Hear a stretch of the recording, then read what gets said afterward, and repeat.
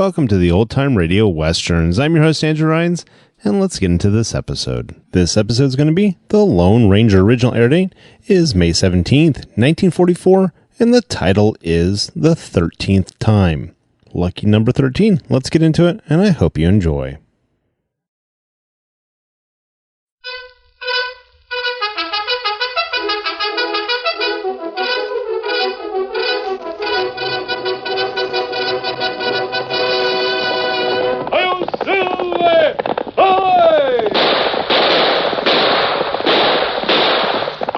Horse with the speed of light, a cloud of dust, and a hearty hi-yo Silver, the Lone Ranger.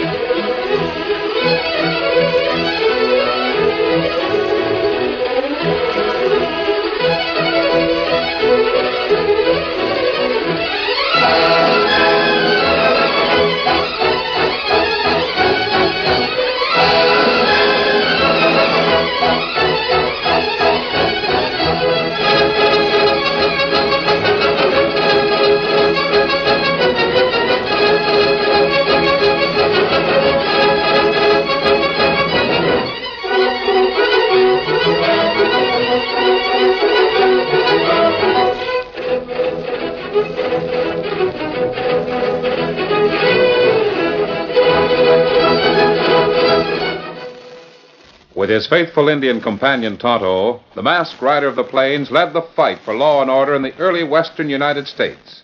The stories of his strength and courage, his daring and resourcefulness have come down to us through the generations. And nowhere in the pages of history can one find a greater champion of justice. Return with us now to those thrilling days of yesteryear. From out of the past come the thundering hoofbeats of the great horse Silver. The Lone Ranger rides again. Come on, Silver! Faster, boy, faster! I'll Silver! Away!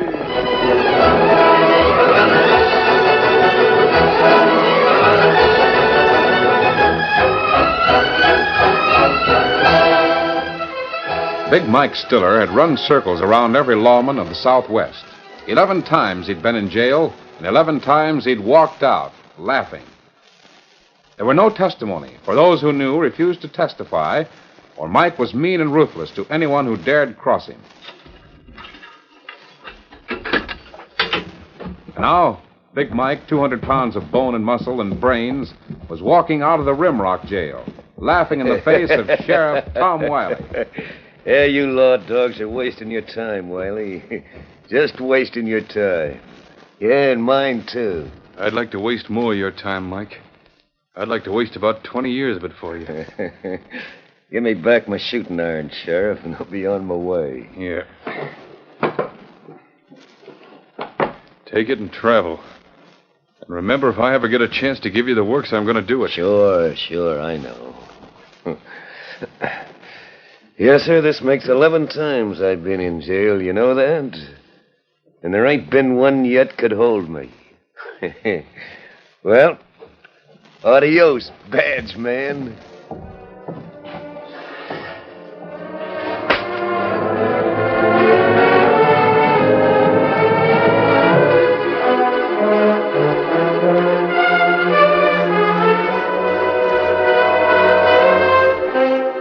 One evening, about a week later, Sheriff Wiley sat in the living room of his home, reading the latest newspaper which had come in that day from Abilene.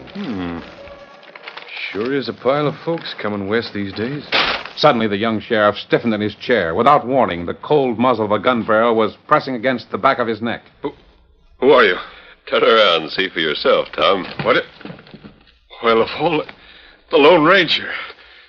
Mister, you sure had me talking to St. Peter there for a minute. Better call that an object lesson, Tom. Keep your ears open as well as your eyes next time you catch up on the news. Huh? Well, ain't no one else could come into a room as quiet as you. No, sir. No? Guess again, my friend. Then look over in the corner. What? Say if it ain't Tonto. Hiya, Red Man. How, Sheriff? Well, is there anybody else in my house I ain't met yet? Got any more friends with you? Just Tonto and me, Sheriff. Where's that kid nephew of yours? Then he's visiting Jim Randall's boys over at the Jingle Bob Ranch for a few days. Well, sit down. Make yourselves comfortable. Oh, thanks. After scaring the daylights out of me, suppose you fellas tell me what brings you to Rimrock. Oh, just passing through and stopped to say hello. I never knowed you to light very long in places unless there was something stirring. Come on now. Why are you and this poker-faced Injun looking like that, huh? What are you up to? Who are you after this time? How much do you know about Big Mike Stiller? Ah, so it's Big Mike, huh? I thought you had a good reason for showing up here like you did.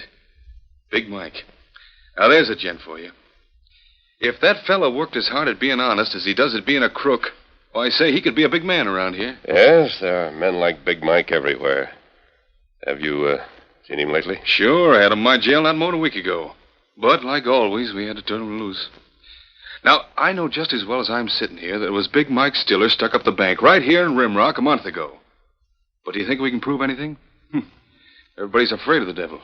But you picked him up for questioning anyway. Is that it? Yeah. But did you ever get a good look at a fox right after he's caught a rabbit? Well, that's the way it is when I try to talk to Big Mike. He sits there and grins at me, licking his chops. Evidently, he's a smart outlaw. Smart? Listen, that's what makes him plumb dangerous, and I don't mind saying he's got me buffaloed. That maverick could give lessons to a Philadelphia lawyer. You know what he said when I turned him loose last week? He said he'd been in jail 11 times and been turned loose every time. Now, if that ain't one for the books. It's bad, all right, when an outlaw can walk in freedom and laugh at the law. Well, it ain't only me he's laughed at. They've had him in jail from El Paso to Dodge City. Whenever Big Mike shows up, bang, trouble starts. But the law says you got to prove he's guilty. He don't have to prove nothing. That's the law, Tom. Wherever Big Mike shows up, there's trouble, huh? You darn well betcha. That man is made up of meanness clear through. And last week he showed up in Rimrock? Well, yeah, I picked him up for questioning, but I reckon he dusted out fast enough when I turned him loose. About a month ago, a friend of mine in Bishop County, name of John Repley, sent a big trail herd into Dodge City. That herd brought close to $50,000 in cash. Yeah? Repley was ambushed on the way back to his ranch. The money was stolen from him. Must have sure put a crimp in his finances. It ruined him. He was unable to meet his obligations, lost his ranch. Oh, that's too bad. But, what's this got to do with Big Mike Stiller? Repley swore that the man who robbed him was Big Mike. Yeah?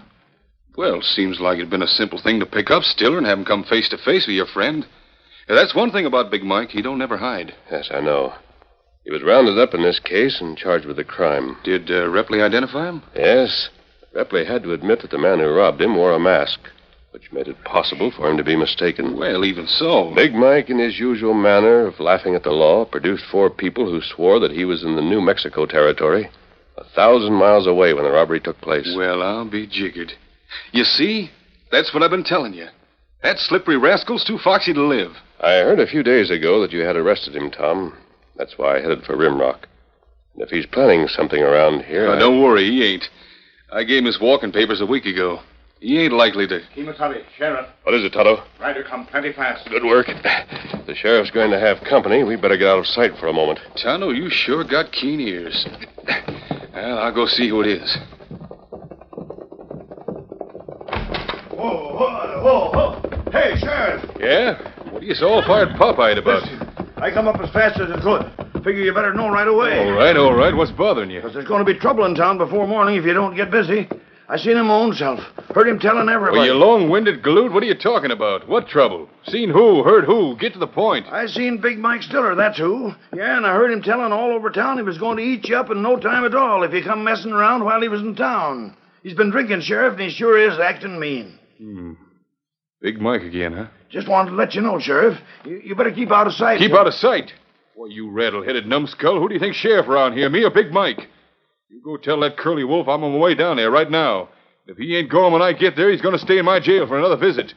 You go tell him I'm coming right now. Well, I don't want to tell him just like that. Go on, beat it. If he shoots you, I'll have the town pay your expenses to Boot Hill. Now get. Yes, sir. Get up there. Get up. Get up.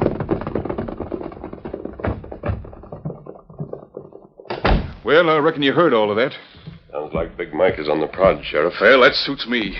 Anytime any owl hoots come into town and start giving orders, I'm going to either change them orders or change this star for something that fits better. I'm heading for town right now. You fellas want to wait here till I get back, you're welcome. Thanks, Tom, but I think we'll be on our way. Oh, Tonto, you'd better go along into town with the sheriff. Ah. And if sheriff have trouble, me help him put outlaw feller in calaboose. Good. Keep your eyes open. I'll meet you later at the camp. Adios, Sheriff.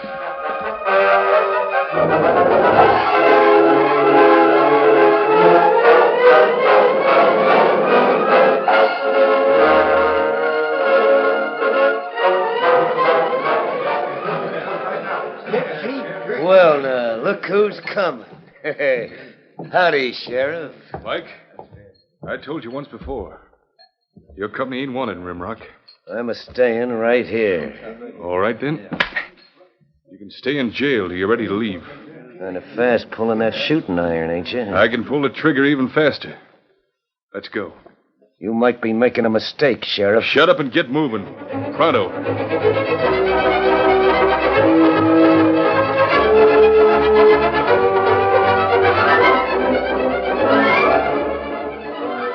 A few miles away from the town of Rimrock, the Overland Stage Company maintained a way station where the coach horses were changed on the long run between Abilene and Fort Bentley. It was just past midnight.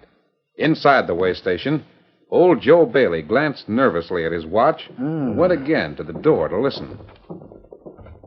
Old Joe was one of the few men who knew that the Overland Stage was carrying a special bullion shipment for Wells Fargo, a treasure that would prove an irresistible temptation to many men. Swiftly, the stage drew up to the way station.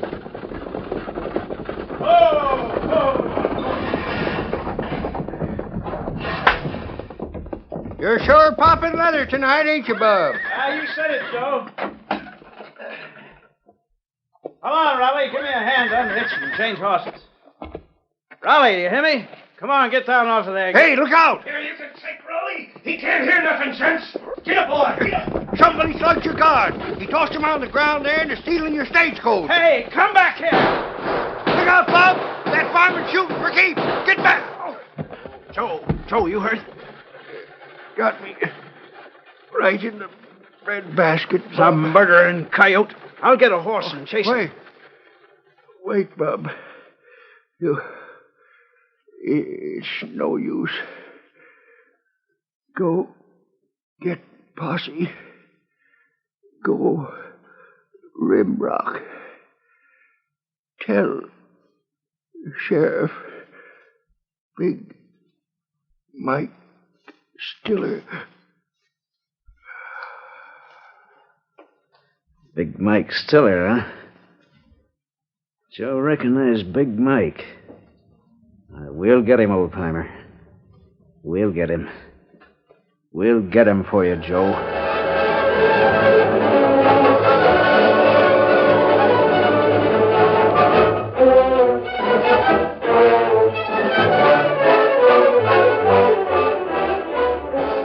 The next afternoon, while the sheriff's posse scoured the surrounding countryside for some sign of the ruthless bandit, the luckless driver of the Overland Stage was being questioned by officials of the Wells Fargo Company and the owners of the great McAllister mines.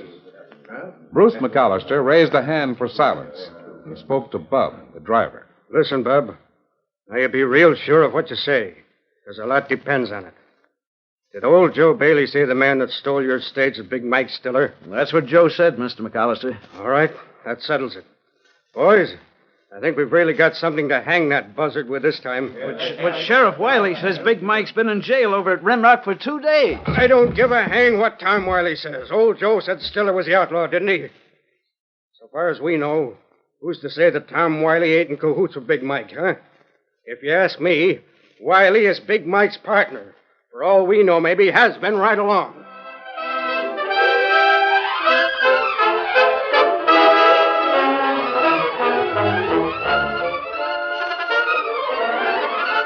the curtain falls on the first act of our Lone Ranger story. Before the next exciting scenes, please permit us to pause for just a few moments.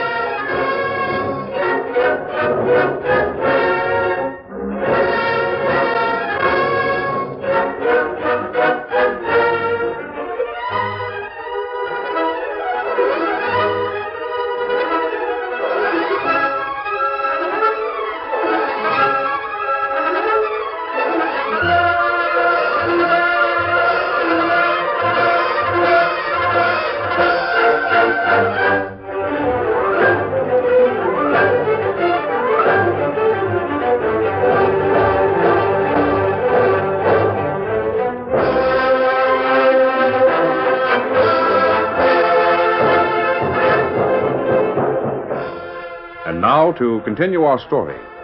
Bruce McAllister, president of the fabulous McAllister Gold Mines, raged into Tom Wiley's office accompanied by representatives of the Wells Fargo Company.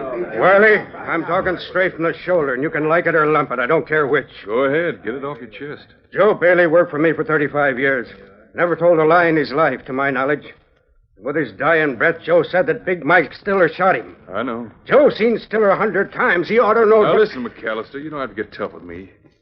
There ain't nobody in the territory hates Big Mike more than I do. Yeah, that's what you say. And that's what I mean. And I'm telling you, the Big Mike Stiller has been right here in this jailhouse for 2 days. We got your word for that. Well, mine ain't the only word you got. A dozen people in this town seen me arrest Big Mike and throw him in the clink 2 days ago. You can prove that, huh? You bet your boots I can prove it. Well, then you better get ready to do so. There was $85,000 in bullion on that stagecoach. Old Joe said it was Big Mike. And by thunder, it sounds just like one of his slick jobs. I know it does. The fact remains that a man can't rob a stagecoach at a way station 15 miles from here and be in jail right here in Rimwalk at one and the same time.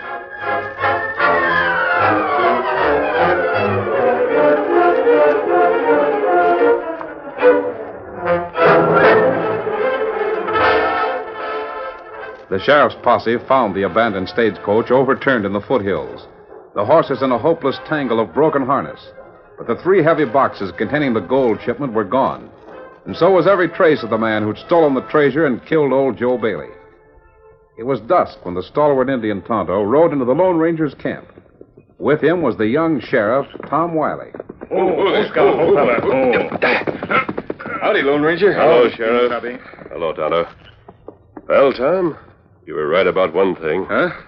You said that wherever Big Mike appeared, there was sure to be trouble. Yeah, I sure got plenty on my hands right now.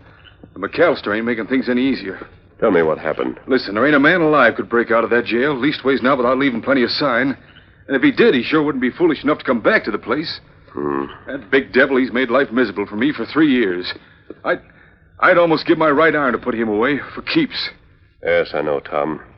He's a bad hombre for certain. I'm going to have trouble with McAllister. He said...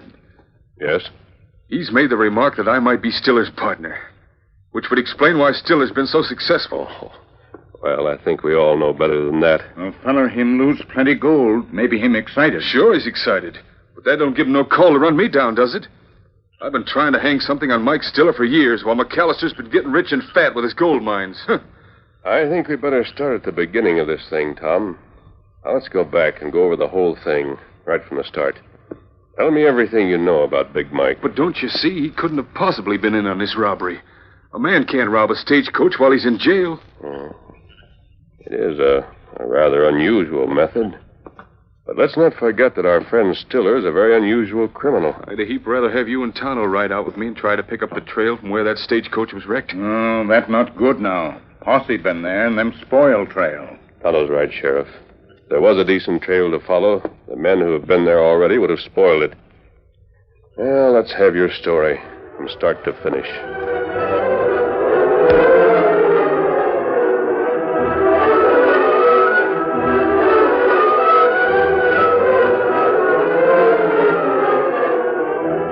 Later that day, the Lone Ranger and Tonto sat in Sheriff Tom Wiley's house, where the masked man spoke earnestly to the owner of the McAllister Mining Corporation.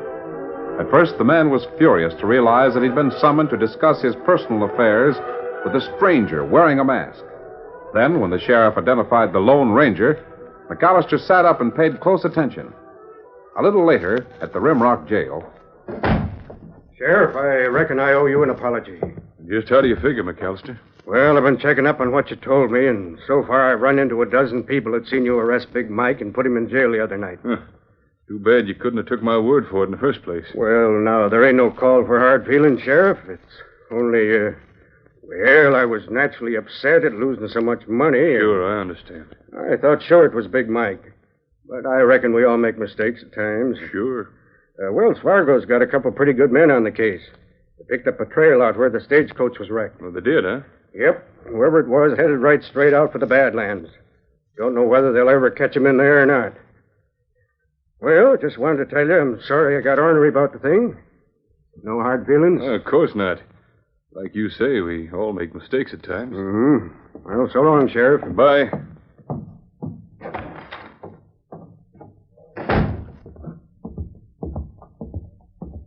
Reckon you heard what McAllister said, didn't you? Sure. About time he woke up to what's going on. I've been accused of lots of things, Sheriff. But ain't none of them ever been proved. I sure don't see how a man could rob a stage while he's laying in jail. Yeah, I know. That's what I told him. Not that I wouldn't like to see you get your neck in a sling. Uh-huh. Hey, listen, Tin Star. How long you figure to keep me in here? I told you before. Till you get ready to leave town. Well, if you're gonna be bullheaded about it. I sure am. I reckon there's other towns better than this one. Yeah, and I'll bet they got better jails in them, too. You gonna make tracks if I let you out? Sure. Yeah, I guess I know when I ain't wanted. All right. Come on out to the office and get your things. I'm giving you just exactly 5 minutes to hit the village limits and keep going. Sure. Well, I was in 12 times, and now I'm out 12 times. Hey, like I said, you law dogs are just wasting your time. Mine, too. Well, unless you can figure how to go from 12 to 14, the next time is going to be number 13, Mike.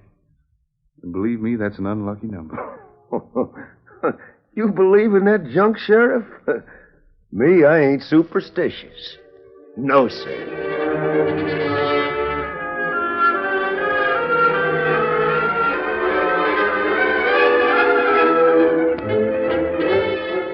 At the Rimrock livery stable, Big Mike Stiller paid his feed bill and saddled his horse. Then swiftly he rode out of town, heading straight west. An hour later, Mike twisted in the saddle and looked carefully along the back trail. Apparently satisfied with what he saw, the big man swung his horse sharply to the north and applied the spurs. Get up, you no-good flea bait. Get up there.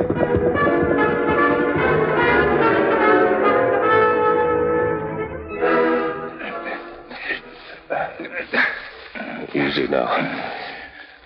Mike, feller, leave horse and go in cave. Yes. Tom, I think you've captured yourself an outlaw at last. And with plenty of evidence this time. I sure hope you're right, Masked Man. One thing is certain. He isn't going to move all that gold with one horse. Question is, are we going to wait for him to come out or go in after him? He might be doing a good job of hiding the stuff in there. If we don't find it, we ain't got a leg to stand on. Tom, seems like Mr. Stiller told you he wasn't superstitious, didn't he? Yeah, he was bragging about it. It just so happens that Tonto and I have used that cave before. Tonto knows of another entrance, which Big Mike probably never saw. Yeah? What about it? Tonto's mighty clever at imitating wild animals. Some of his, well, imitations are very realistic. Hey, you mean... Why not? Tonto, why don't you slip around through the brush to that other entrance?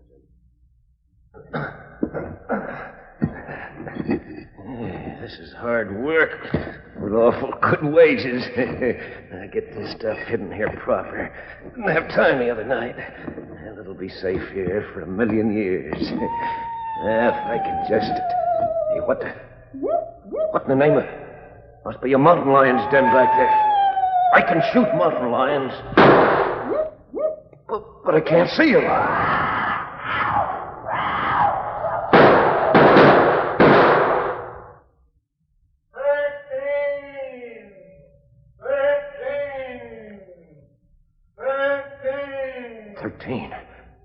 13. Hey, who's there? Who's there? Stop! Stop, I tell you! Spirits. Spirits. I gotta get out of here. Spirits, that's what it is. Spirits.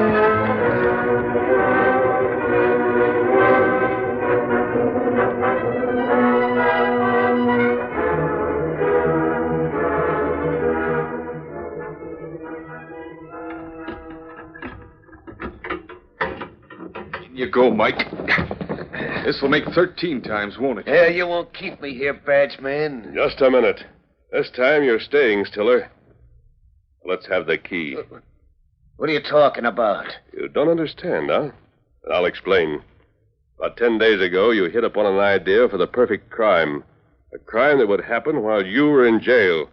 So that regardless of evidence of testimony, you couldn't possibly be blamed. Yeah, you're talking loco. Somehow you learned about the special shipment from the McAllister mines. Then you showed up in Rimrock, knowing that the sheriff would immediately pick you up for questioning. That was what you wanted. You say Mike wanted me to pick him up? He had a small quantity of wax hidden in his clothing. While you had him here that first time, Tom, he managed to get a wax impression of the lock on the cell door. What? You mean to say that... The second time you had Big Mike in jail, he was carrying a key to this cell door. He still has it. Probably hidden in his shoe. Yeah, why don't you stop talking crazy? Sheriff, you gonna lock me up or ain't you? Better hand over the key, Mike. We can take it away from you if necessary. So that's how it happened. Why, the slick son of a gun. Got himself put in jail with a key to let him out long enough to rob the Wells Fargo shipment, then hustled right back in here. How'd you figure it out, masked man? When you told me about Mike being in your jail the first time, I suspected he had some purpose other than laughing at the law. And when he showed up in Rimrock the second time, well, that was too much for coincidence. Tonto saw the traces of wax on the lock. Doggone, he sure must have been laughing up his sleeve when I come to let him out. He could have left any time, but he preferred to have you release him. Here comes McAllister. Heard you grab Big Mike with the gold. Is that true? Your bullion is safe in the bank vault. We had 4 horses to bring it in. Now, Mike, I want that key. Now. If I have to get it myself, I promise you I won't be gentle. All right. Here you are. Now, are you satisfied? Here's the key, Sheriff. This time, I think you have all the evidence you need. Yeah. 13 times in jail. Kind of bad luck for you, Mike. But you know, I reckon you're going to get out the 13th time at that. Whoa. What's that? You say I'm going to get out, Sheriff? Yeah, Mike. You're going to get out. So you can climb the 13 steps to the gallows for the murder of Joe Bailey.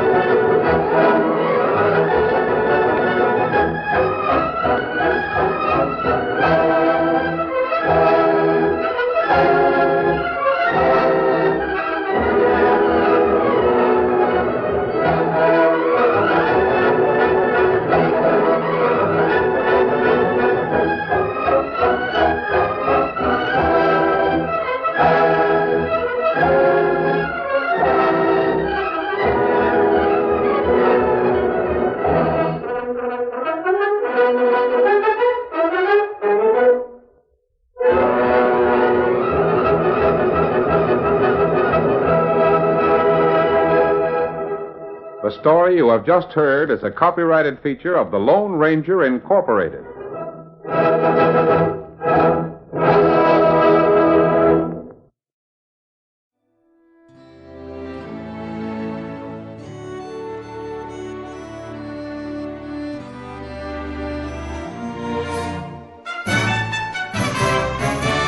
This has been a presentation of OTRWesterns.com, and we hope you enjoyed. Please take some time to like and rate our shows in your favorite podcast application. Follow us on Facebook by going to OTRWesterns.com/Facebook. Join in the conversation by going to OTRWesterns.com/Discord. And don't forget to send us an email, podcast@OTRWesterns.com. This episode is copyright under the Attribution Non-Commercial Share Alike copyright. For more information, go to OTRWesterns.com/copyright. Have a great day, and again, thanks for listening.